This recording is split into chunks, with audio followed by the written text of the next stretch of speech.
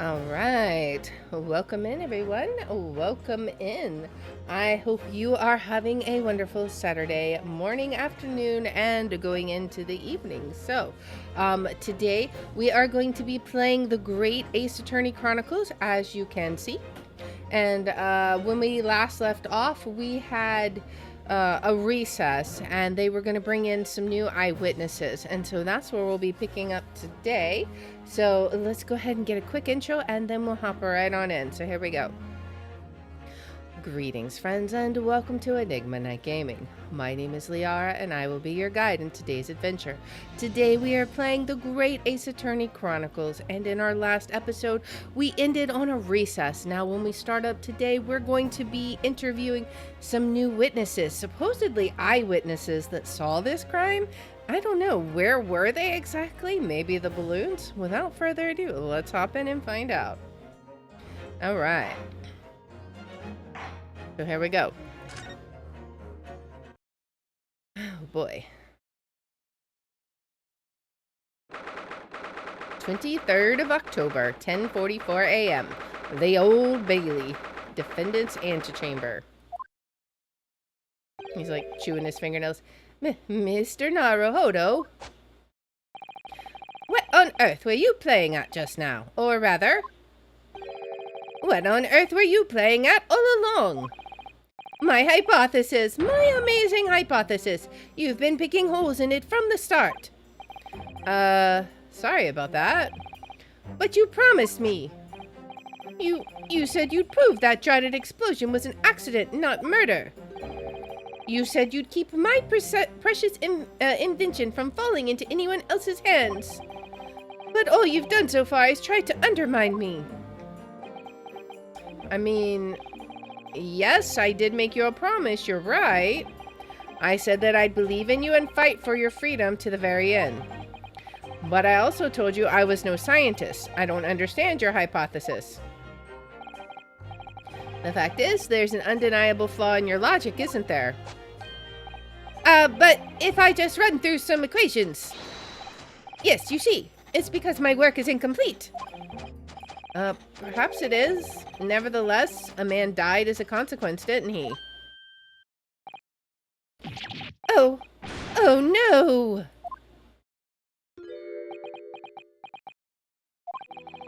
You're right. You're so right. It's all my fault. And I have no right to blame you for my failures. I'm a disaster, not just as a scientist, but as a human being. Well, that might be a little over the top, just a smidge. And while we're on the subject, well, what about Barrick? He's being awful. Claiming his old university friend to be a murderer, you mean? He's a disaster, not just as a prosecutor, but as a human being. Oh, but no, wait. He's the Reaper, isn't he? Perhaps he's not classified as Homo sapiens anymore. Now you're just being insulting. Glad that's cleared up. Oh boy. Can I double check something with you? Ah, yes. What? The machine and demonstration you prepared. They were based entirely on your hypothesis, I presume. There was no trickery involved?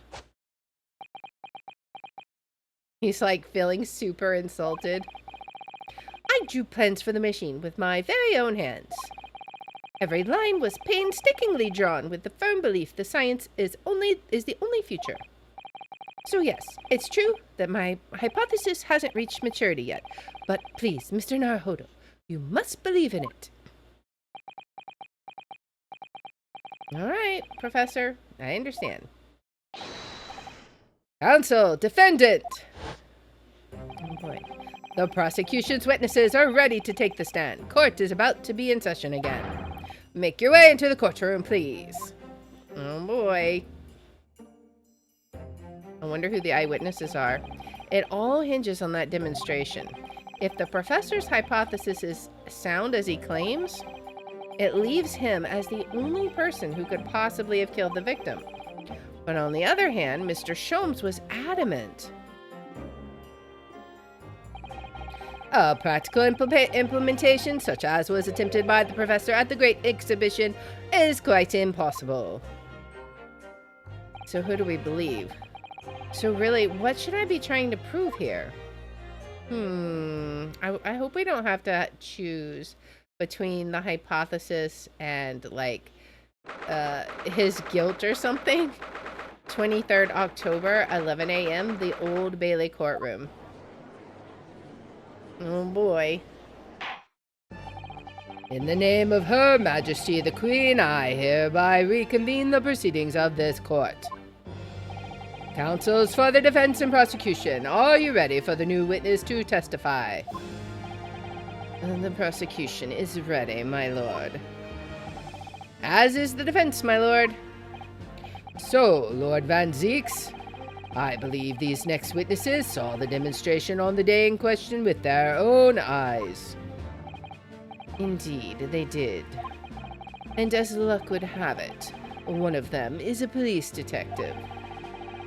So the testimony we are about to hear can be considered highly reliable. Please don't tell me it's the blonde-haired policeman and his wife from a few cases back. Please. Perfect, a detective of all people. The prosecution's stance remains unchanged. Though it ended in tragedy, the demonstration on the day in question was scientifically sound. And consequently, the sole person with the opportunity to have committed this act of murder is the only other individual to have been present on the stage at the time, the accused. Thank you, counsel. The prosecution's position is clear. So bring forth your witnesses now. Bailiff, show the witnesses in. The witnesses whose proximity to the incident on the day in question will clarify the truth unequivocally. Oh boy. Who is it? Oh, okay. Phew. But still. Oh, okay, yeah, she's working at Scotland Yard, right? Witnesses, state your names and occupations for the court to hear. My name is Balthazar Loon.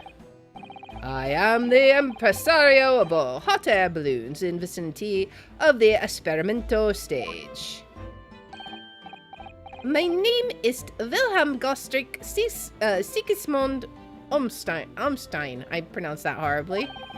I have come to see the great exhibition all the way from my home in Bohemia.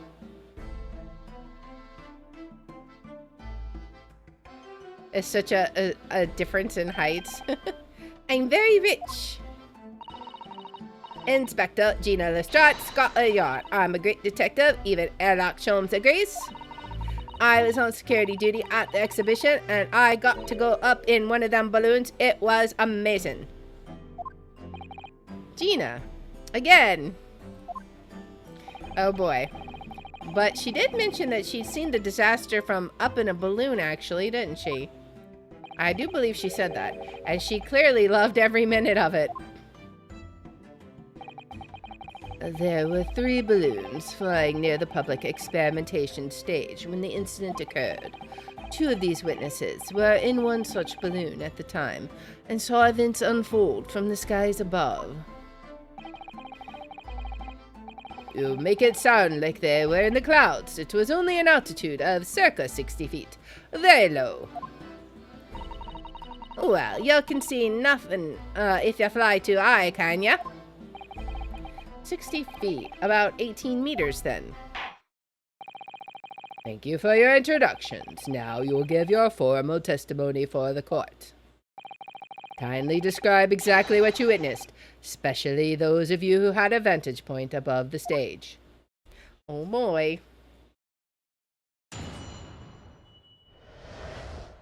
Alright, the view from 60 feet up. It was an incident terrible. I am only grateful that my balloons were not damaged. There's this huge bang from the stage, and then the next second another bang in the sky beside us. And from amid the smoke, a cage appeared out of nowhere. The cage, it fell from the sky like a stone and crashed into the crystal tower. I didn't get a good look inside the cage, but no one went near it after it crashed into the tower. Hey, welcome, welcome. Thank you for the raid. How's it going? How are you? All right. Well, let's see. How's it going? Hope your stream was going well. Thank you again so much for the raid. I appreciate it. And thank you so much. You love Great Ace Attorney? I do too. I am so psyched for this case. I love all the stories. It's been so great. I always look forward to them. I may not be the greatest at the voices, but I have fun with the story anyway, so. But yeah, so thank you. If you gotta go, I understand it. It's totally cool, but if you want to stick around, I definitely appreciate it, so.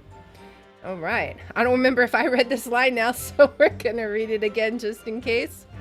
I didn't get a good look inside the cage, but no one went near it after it crashed into the tower. Oh boy.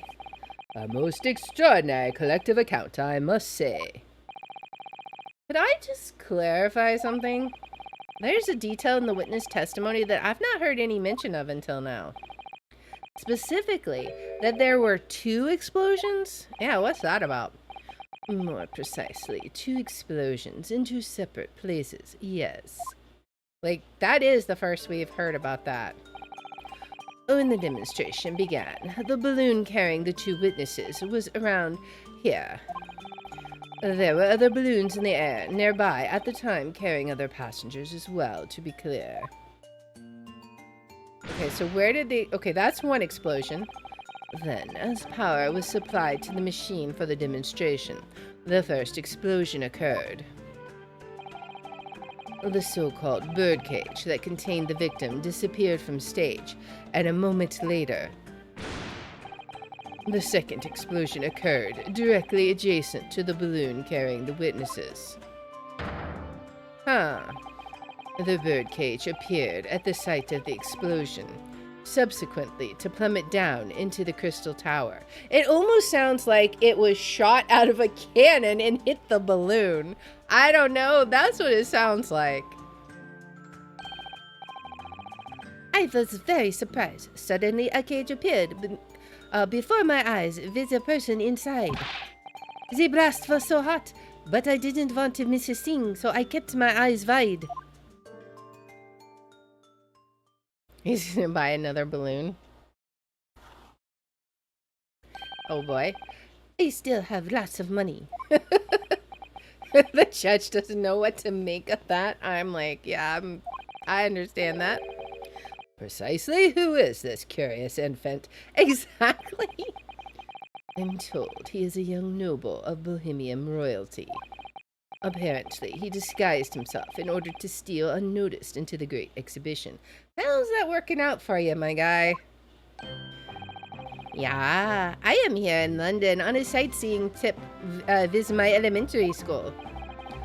We will have the benefit of a child's point of view in the testimony. Do we really need that? I mean, exactly. Why is a child in a murder investigation? When I remove my mask, this is what I look like. Ah, yes, I see. A delightful face, I'm sure. I mean, you would know you're Santa, right? Yeah, everybody says so. Great disguise, then. The point is, the testimony of these witnesses further substantiates the facts for the court. Namely, that despite ending in an explosion, instantaneous kinesis was successfully demonstrated. I'm not so sure about that. Are you sure it was demonstrated? And furthermore, that until the arrival of the police, no one approached the Crystal Tower where the victim fell. There's too many holes in this story for me. Therefore, only the accused, who was with Mr. Asman on the stage, could possibly have committed the murder. Objection! Yes, thank you, counsel. The prosecution's views on the matter are quite clear. So, the defense's cross-examination now, please. Yes, my lord. Oh boy. Time for some cross-examination. Pressing statements, I think. Because I don't have any idea where we're going from to start with. It was an incident terrible. I am only grateful that my balloons were not damaged. Hold it! There were 3 balloons flying above the experimentation stage at the time, I understand. I feel like one of them was damaged.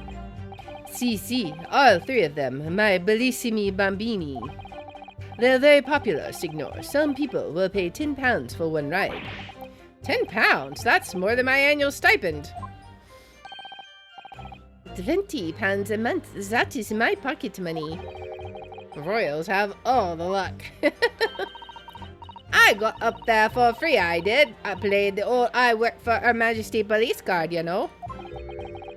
Detectives have all the luck. If they're so popular, why would you only be operating such a small number of balloons, though? Because if I have too many in the skies, they could crash into each other. The operators for the balloons were decided by lots, with each operator manning a particular area. See, and the zone above the public experimentation stage is the most profitable. The other impresarios, they hate me. Maybe they wanted to cause some drama. Thank you, witness. I think the court has a clear picture of the arrangements for balloon rides at the exhibition. Perhaps we could hear more about what you actually witnessed of the incident. Alright, I can fill you in there, my lord. Alright. There's this huge bang from the stage, and then the next second, another bang in the sky beside us. Hold it! Alright. So you actually saw the accident happen from up in the air? Yep. Isn't it amazing what a detective gets to do, eh? I'm telling you, Odo, being a lawyer's a mug's game. You should join the force and we can go flying together. You know me so well. Yes, well, anyway, could you tell us exactly what you saw, do you think? Everything. We saw everything, because we were up above it all. That dodgy cove climbing into that cage and that dodgy professor pulling all them levers. And that's when it happened. That's when there was that massive bang and the cage disappeared. Just like that. You are describing the moment the subject's body was decomposed by the electricity, I believe. I didn't know what to make of it, but then there was another bang right in me ear.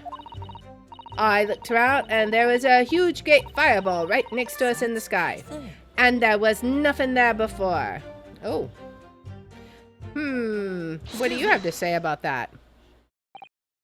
Master Gotts? Does your memory of the day differ?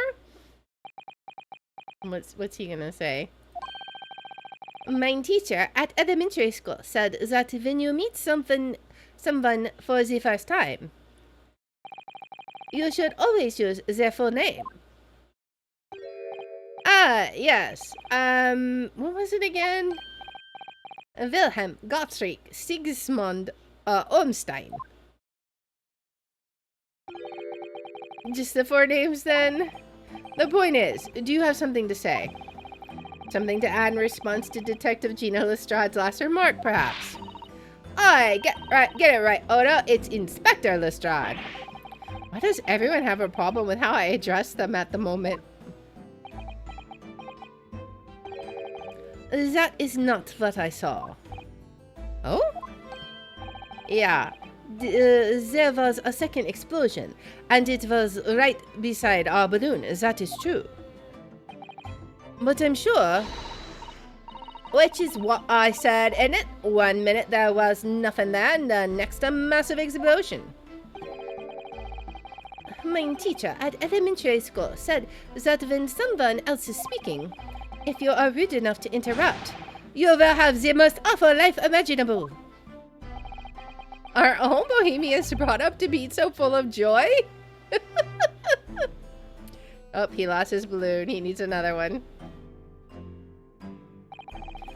Just before the second explosion happened next to our balloon, I clearly witnessed a green balloon flying in the sky. A green balloon. I never saw nothing like that. Well, I did. I saw it, and you can't say I didn't. I will complain to the council. I will cry and scream. My testimony is the truth. I am Bohemian Prince. You cannot say it is lie. That is not allowed. He's throwing a full-on temper tantrum. Tisk, playing the bleeding royalty card, are ya? Typical. Oh boy, says the orphan who likes to remind people she works for Her Majesty's police. Oh man. In that case, young man, I must ask you to amend your formal testimony. In the interest of cordial national relations between Great Britain and Bohemia. Alright, so we'll get to question him about that. It was not the sky that exploded. It was a green balloon that was next to us at the time. Hold it! A green balloon, you say? Are you sure about that? Of course I am sure. I am a proud Bohemian Prince. All these questions are making me boring. And they're making you boring? I think you mean boring. me and Ryunosuke are like on the same wavelength here. I think you mean bored. Ah, English is very annoying. The language of my countrymen is far superior.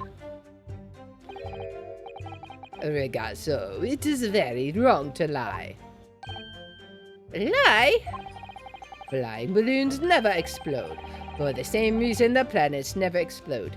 It is logical. Please tell me that doesn't mean logical. If you insult me, you insult all of Bohemia. My day. I will have the army come and shoot all of your stupid balloons out of the sky. All of them. Overreact much? But he's more than happy to sell another balloon. There you are, your highness. If only all international incidents were so easily resolved. Oh boy. Now that peaceful relations have been restored here in the courtroom, perhaps we could return to the testimony. Did you also see the moment that the cage materialized, Mr. Loon? No, I did not see the explosion myself. However, the cage, it fell from the sky like a stone and crashed into the crystal tower. Hold it! Did you see that actually happen, though? No, in reality I did not. I saw after it hit the tower. There was a grand confusion around the stage. I ran to see what had happened. I was terrorized by the idea that one of my balloons had crashed. I suppose they are his livelihood. But when I looked up to the sky, all my precious balloons were still there. I saw it though. I saw it slam into the tower. After all, I am a detective now. Then tell us what you saw, Inspector Lestrade. That's what I like to hear. I didn't get a good look inside the cage, but no one went near it after it crashed into the tower. Hold it! Was it you who gave the order to keep the people away? Eh? Here's your head, Otto. How good it had been, mate. I was up in a balloon, weren't I? Alright. So, because I weren't available, it was the boss who had to leg it over there. It was getting shoved and kicked all over by the panicking spectators as he tried to seal off the scene. It was a real sight to behold, I can tell you. Amazing. Poor Inspector Gregson. So, anyway, I couldn't see the cage that well because of all the smoke.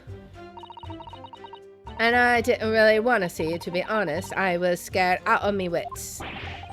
Keep it together, Inspector. Alright, I think that piece of rubber we found is going to be important. The prosecution really is asserting that the demonstration was genuine. But what if it was actually some kind of switch-around trick instead? That's what I'm thinking. That would mean that the victim was never actually on the stage in the first place. The two explosions would have thrown everybody watching into a panic for sure. I think I need to find out more about what exactly people saw at the time. All right, so if we look at our, if we look at this, this is a torn piece of canvas-like material backed with rubber that was found under the experimentation stage at the exhibition grounds. There are scorch marks at the edges. I think that's what we need to present maybe to the Bohemian Prince. Let's skip ahead and see if we can find the appropriate comment to present that to. A huge bang from the stage. Yeah. It was not the sky that exploded. It was a green balloon that was next to us at the time. So let's see if we can present this. Let's see. Objection. Okay, so it's not going to be his statement. The defense would have to reject to that statement. And I would have to overrule your objection, counsel. Okay. The defense would have to accept the penalty given. So who do we present it to? Glad to hear it. And you would also have to think again, I do think it's important, though. So, but obviously it's not going to be that, right? So, it was not the skies that exploded. Maybe it's her statement. I wonder.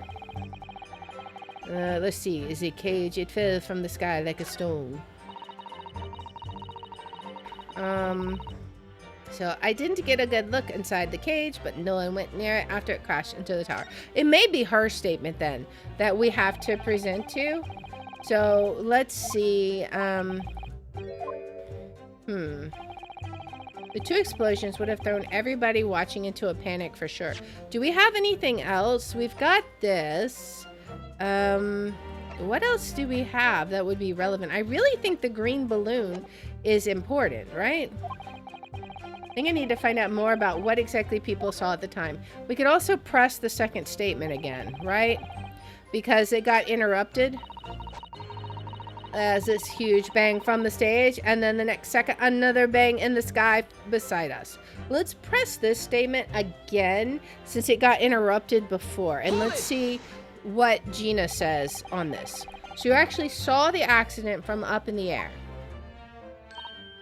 Yep, isn't it amazing what a detective gets to do, eh? I'm telling you, Odo, being a lawyer's a mug's game. You should join the forces and we can go flying together. Alright, let's take a break since the ads are going. And we'll continue on in just a second.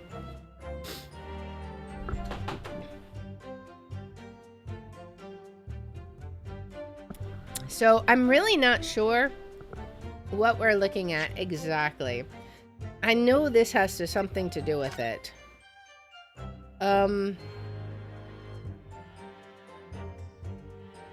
But yeah, oh, this one only has 2 balloons. But there was a third balloon there. Wait a second, maybe we present this. This is a diagram showing the relative positions. Oh, okay. Maybe. Possibly. We'll finish pressing Gina and then we'll see, because I'm really not sure. It could be the balloon, but I think that might be, I might be thinking a step ahead. I'm pretty sure the green piece comes from the balloon that the little prince is talking about, but I think it might be that picture that we present to him where he says that there was a balloon, and the picture only shows two balloons. All right, so we're almost back. There's a couple more seconds and then we should be returned. All right, I think we're good now. So let us continue on. You know me so well. Yes, well, anyway, could you tell us exactly what you saw, do you think? Everything. We saw everything, because we were up above it all. That dodgy cove climbing into that cage, and that dodgy professor pulling all them levers. And that's when it happened. That's when there was that massive bang and the cage disappeared, just like that. You are describing the moment the subject's body was decomposed by the electricity, I believe. I didn't know what to make of it, but then there was another bang right in the air. I looked around and there was a huge great fireball right next to us in the sky, and there was nothing there before. And what appeared out of the flames? The cage, that's what. And that description sounds like the moment after the man was beamed instantaneously through space. It's mind-blowing, isn't it? But that's the 20th century for ya, I reckon. So the people who actually saw the demonstration with their own eyes really believe they saw something miraculous taking place. Alright. It was not the sky that exploded. It was a green balloon that was next to ours at the time. Okay, I really think his statement is the one we need to present against. And I wonder if it's this picture. This was a diagram showing the relative positions of the crystal tower and the Professor Harebraine's machine that exploded. But clearly, there's only 2 balloons in the drawing. So let's try this one. Objection. The defense would have to object to the... Okay, still not going to work, to that last statement. And I would have to overrule your objection. Darn it, what are we supposed to do here? We got to figure out what we're supposed to present. It was a green balloon. Yeah, there's something about his statement. The cage, it fell from the sky like a stone. I didn't get a good look inside the cage. I'm really not sure. I'm not sure what we should do. The prosecution really is asserting that the demonstration was genuine. But what if it was actually some kind of switch-around trick instead? That would mean that the victim was never actually on the stage in the first place. The 2 explosions would have thrown everyone watching into a panic for sure. I think I need to find out more about what exactly people saw at the time. So what would we be presenting? That's what I need to find out. Maybe we present it to him. It was an incident terrible. I am only grateful that my balloons were not damaged. If his balloons weren't damaged, let me look at this. Maybe there's something we can examine about this. We looked at that. Is there anything else on this side? I don't think so. But it is clearly the green balloon that they're talking about. What is this? The autopsy report. Stabbed in the chest. Let's see. We've used this. There's glass over here.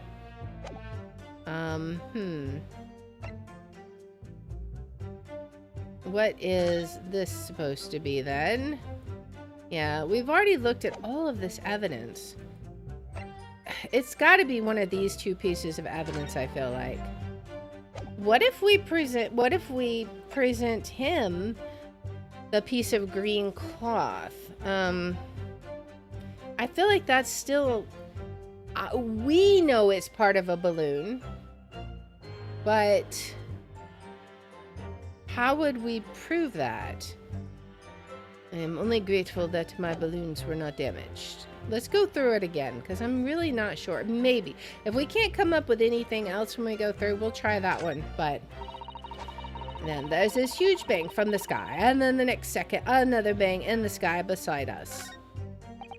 It was not the sky that exploded. It was a green balloon that was next to us at the time. We already tried presenting the picture to him, and that didn't work. The cage, it fell from the sky like a stone and crashed into the crystal tower. I didn't get a good look inside the cage, but no one went near it after it crashed into the tower. Is that relevant? No one went near it after it crashed into the tower. Is there anything about this that we can figure out? I just don't see anything.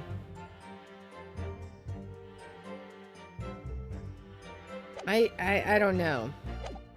I think let's try presenting the burned cloth to the first statement. I don't know. I feel like there's a reason why the little kid amended his statement, right? But what would we have there exactly? I'm really not sure. I think I need to find out more about what exactly I saw at the time. I mean, I agree.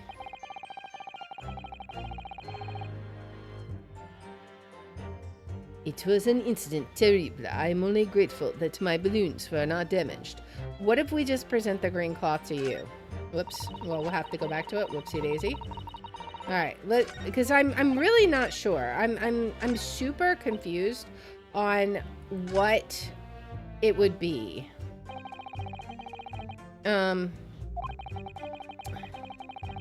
So we'll have to see.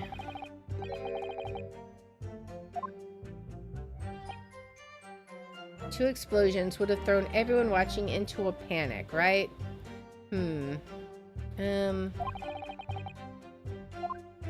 Alright, let's see. Do we have any other information? Like, we don't have any other data. It's just these, right? Let's try presenting the piece of torn cloth. It's probably going to be wrong, but we'll give it a shot. It wasn't wrong. Mr. Loon, in your testimony, you said that all 3 of the balloons you had operating at the time were undamaged.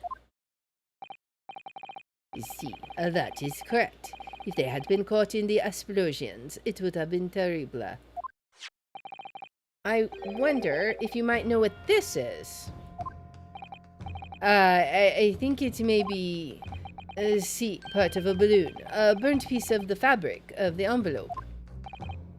Sorry? The envelope? Pardon. That is the large round part of the balloon, which becomes filled with hot air.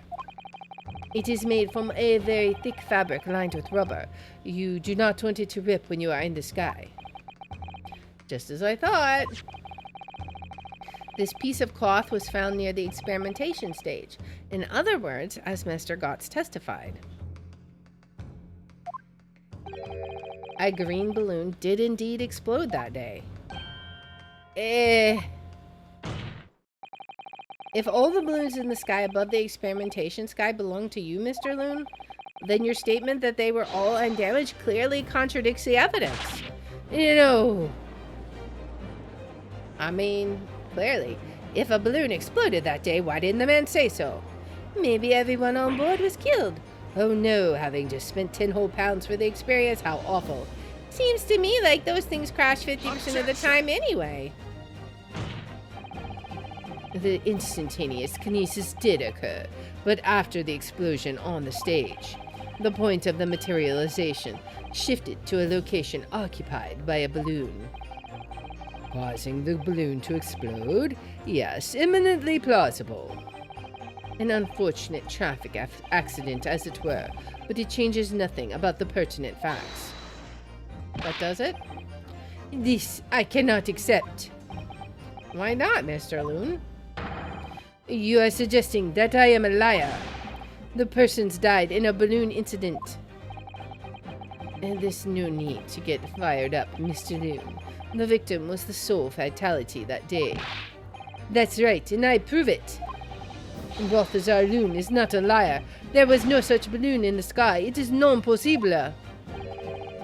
You're saying it's impossible? Why? This court has more important matters to discuss than the number of balloons that were operating that day. I don't know, I feel like it might be relevant. Hey. Objection. But we can't ignore the fact that nobody appears to have known anything about this other balloon until now. My lord. The defense calls for further testimony from Mr. Loon. I concur. There's clearly more to the truth here than meets the eye. It is imperative that we clear up the issue of this phantom balloon, I feel.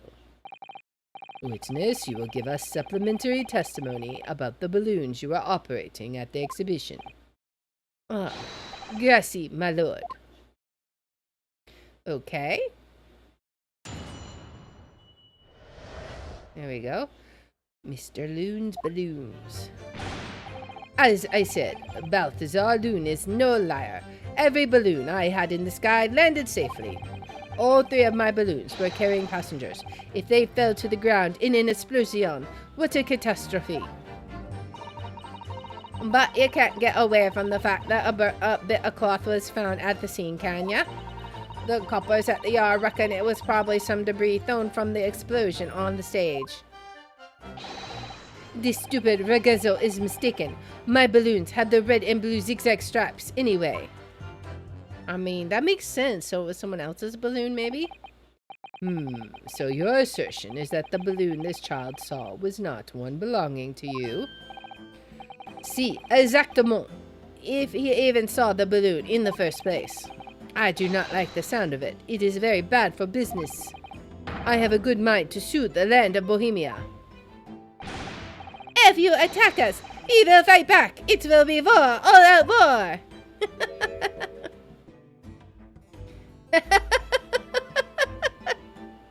Oh boy. What happened to all out war? I mean, I guess it vanished with the purchase of a balloon. Mr. Loon certainly doesn't appear to be lying, but that doesn't change the fact that the testimony and evidence are contradictory here. If the defense is unable to find fault with the witness's statements, the court must consider them the truth. Think long and hard on that, my learned friend. Alright, the situation is clearly changed now. I have to get to the bottom of what happened here, no matter what it takes. Counsel, you may now cross-examine the witnesses. Oh boy. Second cross-examination, guys. Alright. As I said, Balthazar Loon is no liar. Every balloon I had landed in the sky, landed safely. Hold it! You couldn't just have forgotten one, maybe?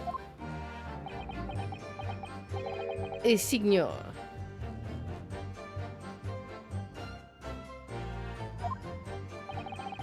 I might not notice if I was given 100 lentils and one was missing. But we are talking about 3 enormous balloons. Do you believe I could mistake about something so grand and expensive? I took the liberty of having Inspector Gregson check this gentleman's warehouse. I have the report here. It clearly says a total of 3 balloons. It would appear no mistake has been made, then. Surely Miss Lestrade could have been sent for such a menial task. What, me? I'll tell you what I told the boss. East End kids like me can only count up to 2. Obviously, that ain't true, but the boss bought it and said he'd have to go himself in that case. Huh. Alright, way to talk yourself out of some work. All 3 of my balloons were carrying passengers. If they fell to the ground in an explosion, it's what a catastrophe. Hold it! It would be quite a catastrophe if they fell to the ground for any reason, I think. On that note, Mr. Loon, tell me, what is it that keeps these balloons in the sky? Are you an idiota? Sorry? That is like asking, why does a candle burn bright? It burns bright because it burns bright, and our balloon flies because it flies. What else? That must be Italian for I don't know. That's what I was thinking. And there are 2 types of flying balloons. Hot air balloons and gas balloons. Hot air balloons work on the principle of hot air being less dense than cold air, whereas gas balloons derive their lift by using a gas that is lighter than air. See, and my balloons are filled with the magic gas, I believe.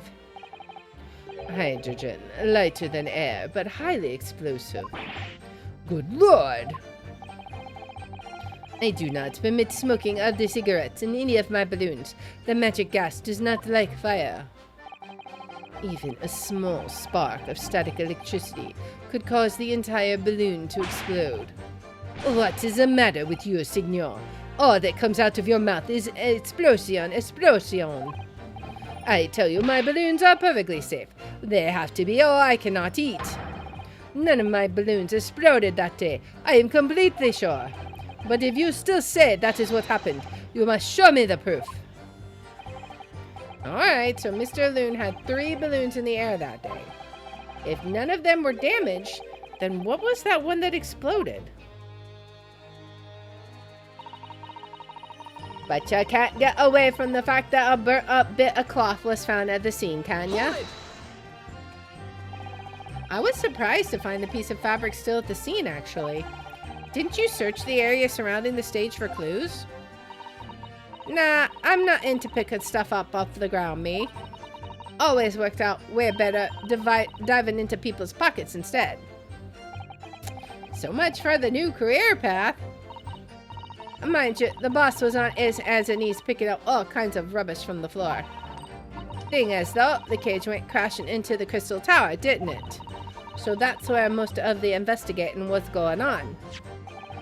Even so, I would have thought someone from Scotland Yard would have gathered it up as evidence. Cool, listen to you. You stumble across a balloon and suddenly you're the best investigator in the world. Pardon? Well, you ain't got a badge, have you? Like this one? I could arrest you with this if I wanted to. I wouldn't put it past her. Come to think of it, there was some talk of scorching on the ground at a meeting we had about the investigation. Okay. The coppers at the yard reckon it was probably some debris thrown from the explosion on the stage. Hold it! Really? There was considerable damage to the stage and surrounding area, wasn't there? Yeah, some of the coves who were watching the experiment were caught in the blast and injured. Good job the old contraption didn't kill over, eh? I hadn't even considered that. It seems there was great panic after the incident occurred. Nevertheless, the police shouldn't have missed a torn piece of the envelope from a balloon. Inspector Gregson can expect repercussions. Like me swiping all his fish and chips, eh? The man's sole pleasure. None of this matters. That scrap of balloon envelope means nothing. Niente. This stupido ragazzo is mistaken. My balloons had the red and blue zigzag stripes anyways. Hold it! You mean the color is wrong? Si, signor. I do not have any green balloons in my warehouse. And yet a piece of green cloth was found at the scene, and it's unmistakably from a balloon. Well, I do not know how that can be. For the sake of argument, let's say that a green balloon did explode above the stage. You couldn't therefore conclude that it happened on the day in question. Why not? There have been recreational balloon flights over Hyde Park operating from before the Great Exhibition. One could have exploded on some earlier date. Unfortunate, as I'm sure you'd agree. You believe it may have been from some earlier balloon accident that predates the exhibition? Si, exactement. As the signor says, it is not from one of my balloons. Clearly, this little ragazzo from Bohemia is mistaken about what he saw. Excuse me. Something wrong, Master Gotts? It's Master Wilhelm Gostrik Sigismund Ormstein. I can't say his name. It was on the tip of my tongue. Yeah, something is very wrong. I know what I saw. There was a green balloon there. I swear it. I swear all over Bohemia. You can speak as much bad language as you like, but it changes nothing. If you do not have evidence, ragazzo, then I must tell your parents to punish you, eh? Perhaps we'll let the judge decide when it comes to punishments. Evidence? What is this evidence? To give a simple example, young man. A photograph, for instance. Some tangible proof of what you claim. Well, why didn't you say so sooner? I have the photograph here. Good gracious. What? I had not been up in a balloon for a little while, so I was very excited. I took lots and lots of photographs. of the Crystal Tower, of the Bohemian exhibit, of the streets of London, of the hot eel cellar, the balloon, and the instantaneous kinesis experiment. Did you take a picture of that? Yeah, one picture. Really? You did take one? But all I wanted was a ride in a balloon. I was not interested in boring experiments. Never mind that. Can you show us that photograph? Of course, and then you will see. You will see that I am not lying. That I really did see a green balloon. Oh, man. I mean, it's black and white, though. Are they going to say that it's green? Or are they going to point out the obvious? Well, I see you're all too shocked to speak. Yes, I think shocked is indeed the word, young man. Yeah, perhaps you cannot see that it was a green balloon from this photograph, but that is not my fault. That is the fault of the stupid person who made the camera. Wah! Wah! This is one very bohemian sounding cry. Wah! Wah! It's got the dots over the A's. Very well. The court will accept this photograph as evidence. The photograph of the balloon's been entered into the court record. Alright, a photograph taken by Gotts whilst he was riding in a balloon. It shows another balloon that he claims was green and exploded moments after this was shot. It's not my fault. It's the fault of the person who made the camera. Well, never mind. I'm sure you have plenty of wonderful sepia memories to take home with you. In any case, when exactly did you take that photograph? Well, it was on the day of the big explosion. You don't say. When I pressed the shutter release, there was this very loud bang, and a hot wind rushed over my face. That means this photograph was taken a split second before the explosion occurred. Did he cause the explosion? I wonder. No, that doesn't make sense though, right? Well, if you ask me, this black and white photograph changes nothing. I could not give the flying fig. Lovely language you've picked up. Oh boy. As I thought, Mr. Loon's testimony just doesn't quite add up. The young bohemian boy claims to have seen another fourth balloon, but Mr. Loon vehemently denies the possibility. And it's hard to imagine the man in charge could be mistaken about the number that were in the air. Still, this inconsistency must tell us something, I'm sure. We're gonna have to look at that photo. Alright, let's look at the photo we got. Alright, so what can we tell? We see the explosion. That whatever this is going straight for the balloon. And there's no people in here, right? Let's see. He's still in the cage, presumably. Presumably. Something... Is that right?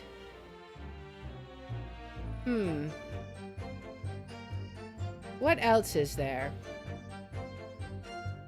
Is there anything else that we can see from this? There's obviously no one in here, right? So yeah, whatever it was heading up here. Trying to see if there's anything else that I can see. He's still there. And there's something heading straight for it. I don't know what that is. Every balloon I had in the sky landed safely.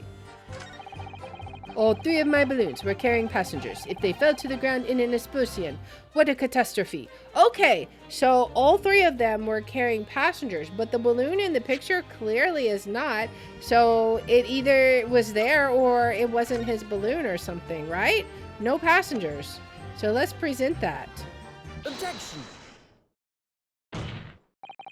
Unfortunately, the photograph Mr. Gotts took can't tell us the color of the balloon. But it can tell us something else. Something crucially important. What?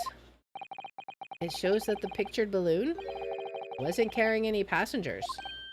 Ah, my goodness, you're right. But surely all the balloons would have been carrying passengers? There would be no sense in it otherwise. See, they are for pleasure, for seeing the view. My balloons only fly with passengers. Which tells us the pictured balloon isn't one of them. So when the incident occurred that day, there was a fourth balloon in the skies above the experimentation stage. The mysterious green balloon. I know nothing. Niente. I can only tell you one thing. If this balloon was not carrying passengers, then it was not one of mine.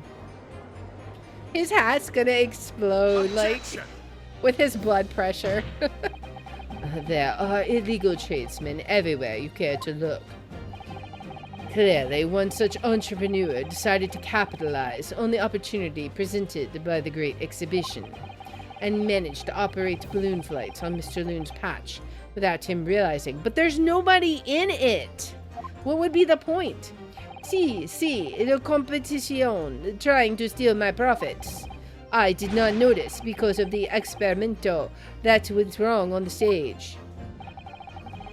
This fourth balloon exploded at the very same moment Mr. Asman was beamed from the stage below. Right, so them scraps fell to the ground after and left them scorch marks.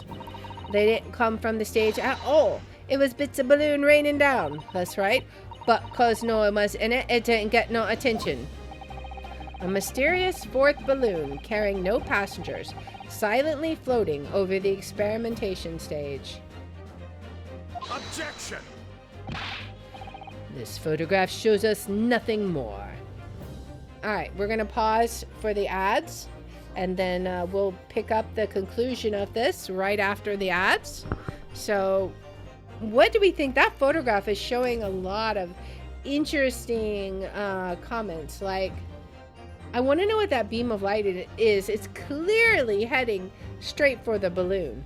So, I don't know what it could be, unless it's the way the projectile was caught on film, maybe. Like, that could possibly be it. I'm really not sure.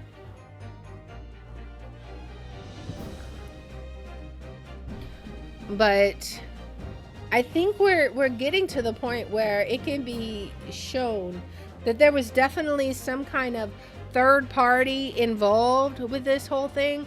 Like, it wasn't just Hairbrain who did it.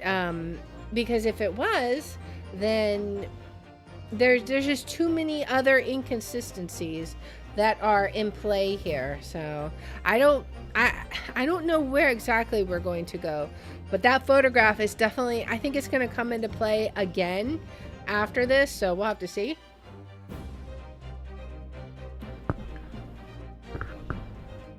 But yeah,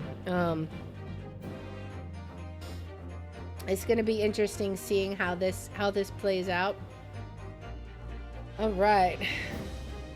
Well, we're doing that. Whoops. Let's see. Did not mean to do that. All right.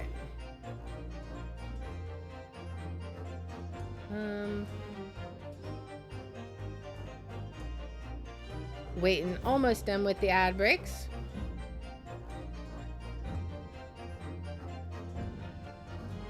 We're just almost done. Almost done. Just a few more seconds and then we'll be able to continue onward. All right. And we're almost back. We're almost back. Could we make it? All right. I think we're good now. So let's continue on. A stray balloon carrying no one and operated by some rogue trader. Clearly, it has nothing to do with the case. Disagree. Its relevance does elude me, I must say. The court has seen sufficient evidence and heard ample testimony already. The prosecution calls for this trial to be concluded. They're like not even paying attention. Really? Have we really got to the truth yet? I don't think so. No, I can't let this opportunity slip away. The jurors' minds are made up and not in our favor. What else can this photograph tell us? Is there nothing more we can learn from it? There is more. There's clearly this beam of light. Ladies and gentlemen of the jury, wait. Please don't give your decisions yet. The photograph from Master Gotts may well be hiding one more vital clue. What's that? A vital clue. Objection! We're well past the point of mere possibilities. It's time for definitives now, so tell the court.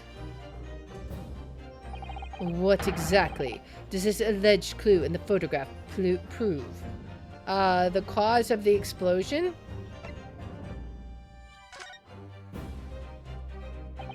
We can reasonably assume that the pictured balloon was destroyed in the searing heat of the explosion. Yeah, that's right. Yeah, it was not my fault. Evidently. Because the birdcage from the kinesis machine materialized in the sky where it had been flying. And the balloon, being filled with flammable hydrogen, instantly and explosively ignited. No, because when it's about to explode, there's something else going towards the balloon, and the cage is clearly still in its place. Objection! No, that's not what happened. What? It would appear that this photograph requires closer examination. Counsel for the defense, you will highlight the location of the alleged clue in the photograph for the court. Of course, my lord. Alright.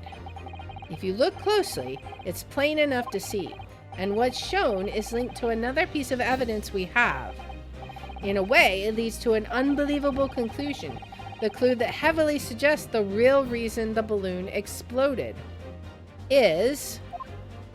Alright, so do we put it on this thing? I'm guessing.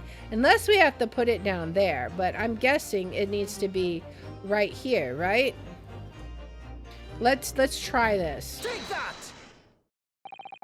The timing of this photograph can only be described as miraculous. If you look, you'll notice there's a bright white line that appears to point directly at the balloon. Most likely, a ray of light caught incidentally on film. I'm afraid I can see nothing of the sort. If you look with a magnifying glass, my lord, it becomes clear what the nature of this bright line really is. Goodness, what is that? Undeniably some flash of light, yes. Oh golly, do you think it might be lightning? But it couldn't have been a finer day. I believe we may be looking at fire. Maybe. A bolt of fire heading straight for the balloon, like an arrow? Indeed, even to my aging eyes, it would appear to be a flame of some sort. My word, are you suggesting this flame struck the hydrogen gas that filled the balloon? Objection! That's absurd. The balloon would have been 60 feet above the ground at the time. No flame could possibly have reached such a height. Objection! Oh, but it could. Actually, it's my opinion that a particular piece of evidence found at the scene reveals exactly how that is exactly what did happen. What evidence? If such evidence exists, counsel, then for goodness sake present it, man. Which evidence explains this mysterious streak of flame that appears to be headed directly for the balloon? It's this, right? Right. It's because this launched the bolt, right? I think this was on fire, and it maybe launched that. Let's see. Take that! The true nature of the curious slim streak of light is revealed by this. No, a curious answer with a slim chance of being the correct one, I feel. Okay, so that one's not it. It looks somewhat like a piece of firework, but whereas fireworks dazzle their audience, you fizzle out in a remarkably disappointing way. Insults dressed up in colorful metaphors are still insults. But anyway, the firework display isn't over yet. If such evidence exists, Counsel, then for goodness sake present it, man. Which evidence explains this mysterious streak of flame that appears to be headed directly for the balloon? Is it going to be the screwdriver? I mean, it's got to be, right? Let's look at this.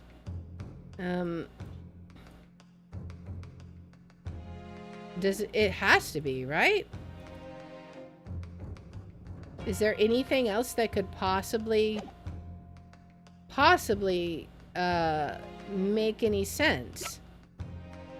Nothing else would be a projectile.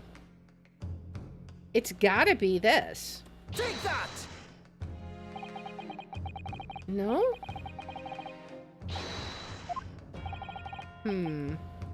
Okay, we got one more chance. What is it? Oh, wait. Maybe it's just the balloon. Alright, let's see. Let's see. What evidence explains the mysterious streak of flame? Alright, so what evidence does explain it? Let's look.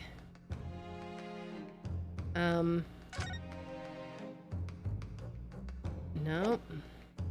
Is there anything in the photograph itself that explains it? Like, can we look at where it's originating from?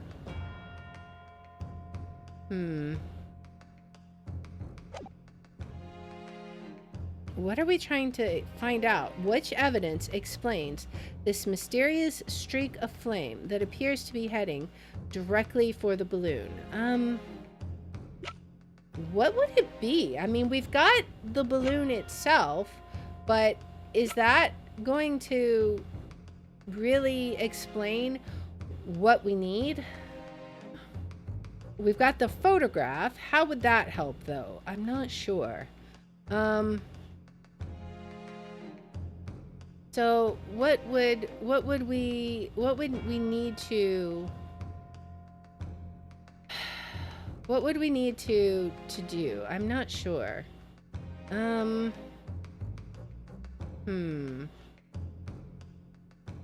It didn't work for this, and it didn't work for this. We have one more try left. So I don't want to just guess. I want to try and figure it out.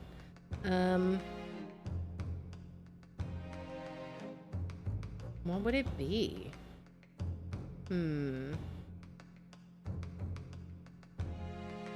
What would the evidence be?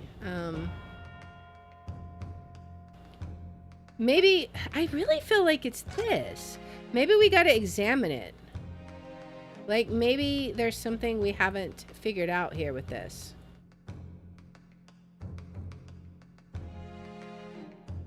Can we examine this some? Wait, what is this? We haven't examined this. Ah, there's some sort of lever here. Oh, see, I knew this. Okay, what is this? It looks like a cross between a bow and a gun. I think it's probably used for the same thing, too. Okay, so I was right. I just hadn't clicked the one lever. Okay. So we present the crossbow. That's what it is. Take that! This was found hidden at the foot of a small ornamental tree near the scene. Good lord! Is that a crossbow? Yeah, the same one I just showed you a minute ago, my guy. An arrow dipped in oil instead of light could have been shot from this weapon, sending a flaming arrow straight into the hydrogen-filled balloon. Are you suggesting that crossbow was used to deliberately? Blimey, you're right. That straight light in the book photo looks just like an arrow, doesn't it? Then the explosion of the balloon, it was very likely the result of a flaming arrow from this crossbow igniting the hydrogen gas inside of it. No. Oh, man. Order, order. Counsel, this is an extraordinary supposition. If the aim was to cause the balloon to explode, the shooter could have used a gun, of course. However, there's an obvious reason why that would have been out of the question. The noise of the discharge, of course. That's right. By using a crossbow, the projectile could be fired at the balloon silently. Well, yeah, if someone shot the gun at the exhibition grounds, it would have caused a real panic. But with the big explosion, there was a very big panic anyway, no? I mean, yes, I don't like this. I should be pleased to have found a plausible new explanation for all this, but something feels wrong. Objection! Do you understand the implications of what you're saying, my Nipponese friend? If a flaming arrow did indeed hit the balloon, then obviously it would have exploded. And if the birdcage appeared from the cloud of smoke that ensued? Well, wait a minute. What are you really saying here? I don't get it. Was the birdcage beamed up into the sky after all? Or what? My goodness me. Ah, now I understand. That's what the sinking feeling is about. I think there's a good chance that the birdcage was actually concealed inside the balloon all along. What? Did I just hear that correctly, Counsel? There's no going back now. The horse is bolted. That makes sense. Let's assume, as I said, that the birdcage was hidden inside the green balloon from the start. On stage, when the experiment was started, the birdcage in the instantaneous kinesis machine disappeared in a cloud of smoke. At that moment, the flaming arrow was fired from the ground, causing the green balloon to explode and drawing the attention of the spectators to the sky above their heads. From amid the smoke, the hidden birdcage then appeared to fall down and crash into the crystal tower. I think you'll all agree it's entirely plausible that what I've just described is the real truth behind the miraculous experiment carried out that day. Good grief! He has no words. Objection! This is ludicrous. What you've described is no science experiment. It's child's play, a contemptible display of stage magic. Both Mr. Sholmes and Iris said that the experiment was a scientific impossibility. In which case, this is the only way to explain what happened that day. And in any case, the victim's body was found inside the birdcage in the Crystal Tower. If the instantaneous kinesis didn't take place, how do you explain that? If I may put in a word as a man of magic myself, such apparent discrepancies can easily be explained by some simple deception. Juror number 3? All that would be needed is a doppelganger, someone who looked very similar to the victim, Mr. Asman, and having this other man appear on stage to front the show as a body double. Yes, of course. So in fact, Mr. Asman must have been inside the birdcage that was concealed inside the balloon right from the start. Objection! That balloon would have been filled with hydrogen. Anything hidden inside it would have been scattered to the four winds when it exploded. No one would ever have embarked on such a risky venture. Not necessarily. The explosive force of the balloon gas would very much depend upon the mixture ratio. Juror number 4. Flying balloons are rarely filled with pure hydrogen, but a mixture of other gases such as helium as well. Helium on its own doesn't explode, but by controlling the gas mixture ratio, the explosive force can be altered. The mixture ratio. Obviously, the victim's body would have suffered some burns. That would be unavoidable. But not to such an extent as to render this whole obscene charade impossible.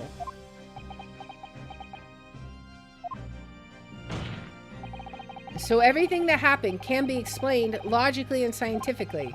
The explosion that engulfed the stage at the start of this experiment was no accident. It was all part of an elaborate deception to make it appear that instantaneous kinesis had occurred. Well, goodness me. And if we accept that this is what happened, it means that the victim, Mr. Asman, was never present on the public experimentation stage to begin with. Ugh. In short, he couldn't have been killed by the defendant who was on stage in full view the entire time. Ugh. Oh boy. But you just completely disproved the hypothesis. This will be very hard for the prosecution to counter. Lord Vinzix can't credibly maintain that Professor Harebrain is a suspect now. What's going on?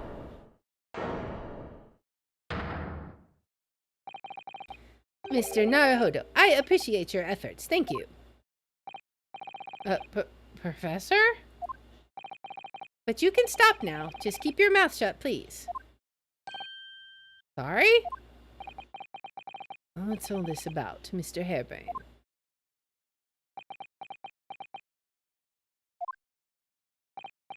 I, Albert Harebrain, hereby confess that it was me who stabbed Mr. Odie Asman.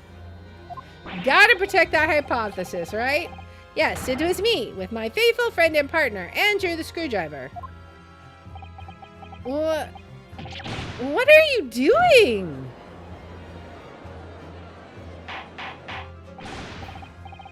Order, order, order! Defendant, explain this sudden confession. Objection. Professor Harebrain, what are you talking about? It's what I've said all along. I must protect my hypothesis and my precious machine. You stand there and claim it was all a trick, an elaborate prank, but where's your proof? I'm pretty sure we just went over all that. No, you'd have to examine the machine if you wanted to prove it, but then it would all be over. My beautiful hypothesis would be laid bare. I mean, the indignity of it. It's clear that you drew the plans for the experiment, but you didn't actually build it. It's quite conceivable that you were duped, Professor. If you'll just let me, I can prove... Barrick! Yes. I'll cooperate. I'll do whatever you say. I swear it. So please, ensure the Special Dispensation for Scientific Equipment Act is adhered to and protect my creation. I feel like he's hiding something. Like, he's so suspicious about his machine.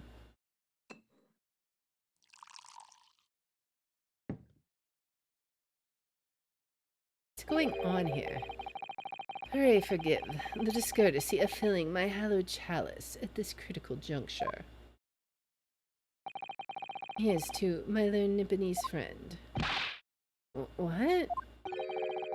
And his upcoming attempt to clarify the defense's position in the light of the accused's confession. Do you intend to formally assert that the experiment was nothing more than a conjuring trick? Because the moment you do, the Special Dispensation for Scientific Equipment Act that protects the professor's invention will cease to apply. The prosecution will then demand a rigorous examination of the machinery involved in order to establish the truth. However, if you acknowledge that the machine is genuine and instrumental in the victim's murder, any chance of investigating will be crushed and the confidentiality of the professor's hypothesis preserved. Oh boy. Well, counsel, what is the defense's official position on this matter? What Professor Harebrain, my client, actually asked of me was to prove that the explosion on stage was an accident and protect the secrecy of his hypothesis. But there's no way to do that without implying the professor's guilt. Do I protect my client's life by asserting his innocence? Or do I uphold my client's request, but see him condemned? Either way, I can't avoid betraying his trust. You've been silent long enough. Isn't talking your trade, my learned friend? I mean, that's kind of rude. Or has all knowledge of English escaped your confused Nipponese mind?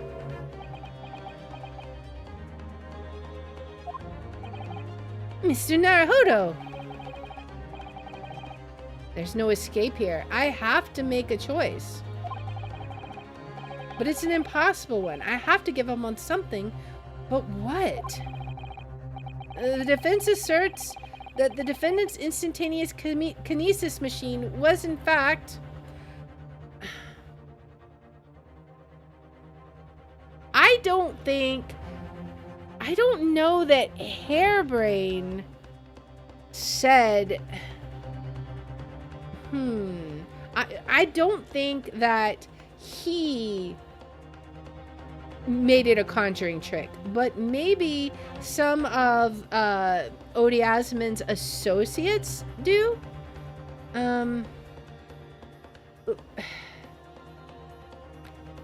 But as a lawyer, okay, the defendant's machine, I think it was a proper invention, even if it's wrong. Like, I don't think he did the wrong thing, right? What's going on now? No, I can't say it. My client places faith in me. I can't just let him down. What must I give up on is not the question you have to ask yourself here. It's what can I protect? Hello again, Mr. Naruhodo. It's been far too long. Susato-san!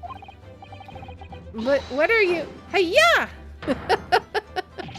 Oh boy. My first Susato takedown in 6 months. There'll be time to talk later, Mr. Naruhodo. For now, we must concentrate on the task at hand. Which is working out what I have to give up on, but what I can protect. Professor Hairbrain. Yes? Yesterday, you told me that science is the pursuit of truth. Well, my job is to pursue the truth, too. Yes, of course. And personally, I believe that you didn't stab Mr. Osman. I think you've come to realize something yourself, too, haven't you? That your experiment and the machine you built with the victim are questionable. The truth behind that is what we must both pursue now.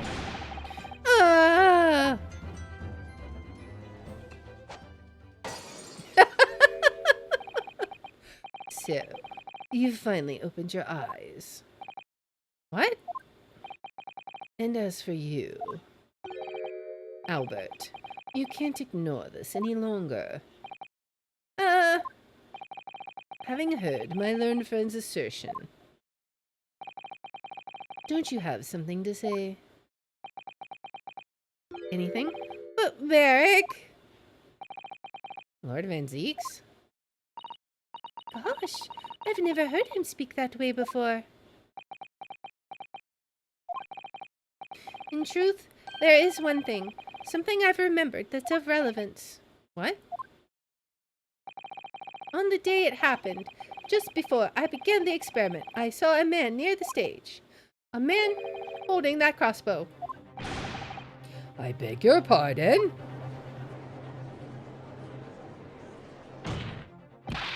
Professor, did the man have any distinguishing features? What did he look like? Taller than me, and thinner than me, with straight hair, straighter and wider than mine. Let me see. Oh, one less lens than me too. A monocle, a rather stylish black monocle. But one thing in particular will help to positively identify the man. You see, I know him very well. After all, he's the engineer who built my invention. What? He built the machine? And that's right. Mr. Osman introduced him to me a year ago. He's a man by the name of Enoch Drebber. Enoch Drebber? Does this name mean something? Members of the jury seem flustered. Not a name any scientist wishes to hear. That man's an abomination. Not a name any conjurer wishes to hear either. Who on earth is he? I'm afraid this isn't the first tale of this nature that I've heard in scientific circles in connection with that name. There's talk of other flamboyant experiments that turn out to be nothing but stage trickery in the end. Obviously, the rascal is after the government's research grant money. When magicians are in need of money, I have heard of them resorting to these underhanded tactics. Some acquaintances of mine with experience of such things have mentioned Enoch Drebber's name before. The man is both an engineer and a magician. Yes, we're dealing with an unparalleled confidence trickster here. That's Enoch Drebber for you.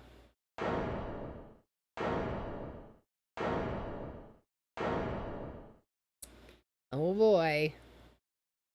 The truth of the machine is coming out. Man. What a wild ride. Are you gonna finally give it up? So it's true then?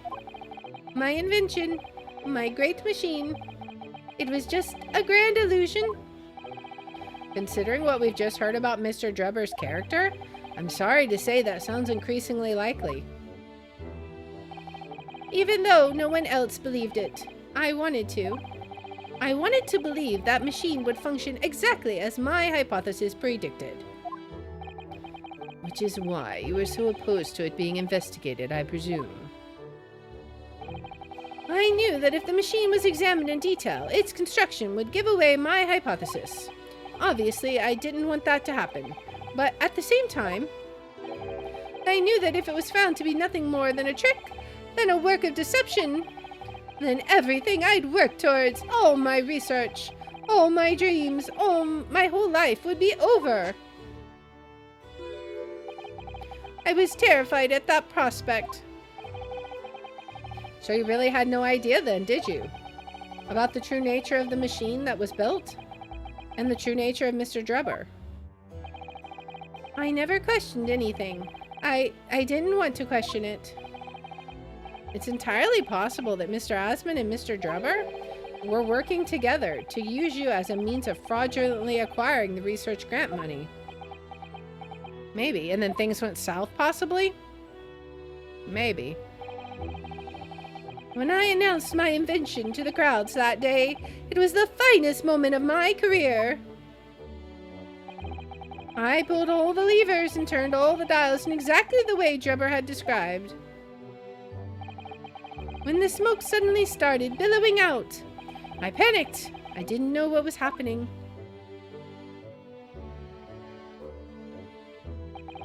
But I really don't know how the whole illusion was made to work. I don't know anything anymore. Oh, poor Professor. But we knew it. Let me confirm one final point with you, Professor. Do you now consent to the prosecution submitting the necessary paperwork to release your invention from the protection afforded by the Special Dispensation for Scientific Equipment Act? Do you, my guy? Yes. Please go ahead. I'm very sorry.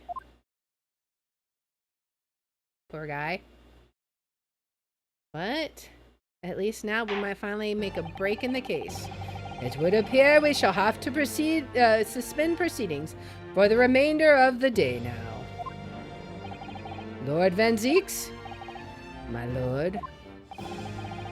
The court has newly been made aware of another party whose involvement of this matter is critical.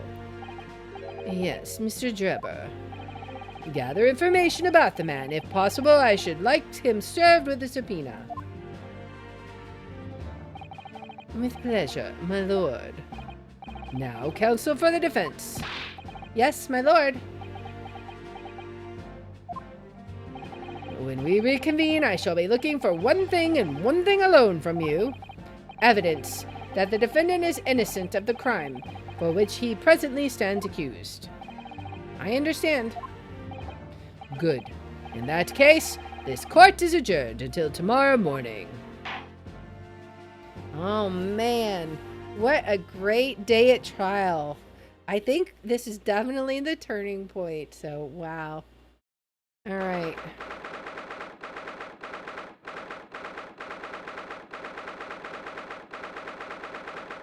I'm not sure how much longer this is going to play out. It might just end immediately, but we're going to go ahead and give it a save here.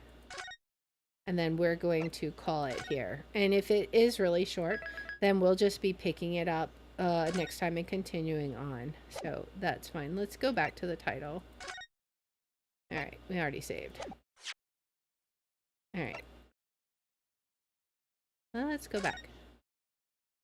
All right. All right. Well, that was definitely an epic day at court. We managed to basically, if nothing else, convince ourselves of the truth that Professor Harebrain is not guilty. It's obviously some kind of conspiracy involving this machine and this Drebber character that created this engineer magician guy. What's his motivation? Just money? And how did Odie Asman actually end up dead? Did a deal go bad? I don't know, but we will find out more in the next episode. So if you like this kind of content, please make sure to like, subscribe, follow, share, all that good stuff. If you want to watch live, we're on Twitch at twitch.tv/thehour27.